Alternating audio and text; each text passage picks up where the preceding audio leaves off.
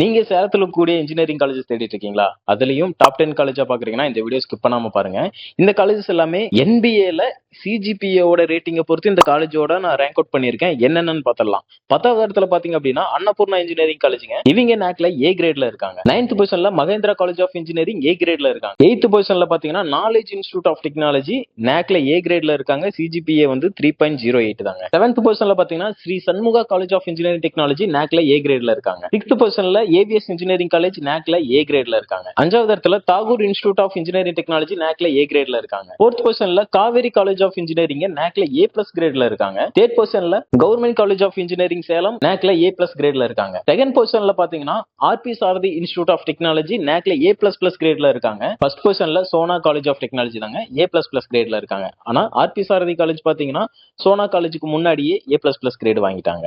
CGPA ரேட்டிங்ல Sona ஃபர்ஸ்ட்ல இருக்காங்க. உங்களுக்கு சேலத்துல கூடிய இந்த காலேஜஸ்ல அட்மிஷன் ப்ராசஸ் வேணும் அப்படின்னா ஹாய்னு கமெண்ட் பண்ணுங்க. நானே உங்களுக்கு டிஎம் பண்றேன். பயோல கூகுள் ஃபார்ம் இருக்கு, அதையும் ஃபில் பண்ணிருங்க. இது மாதிரி வீடியோஸ் பார்க்க ஃபியூச்சர் அகாடமி சிவகார்த்தியை ஃபாலோ பண்ண மறந்துடாதீங்க.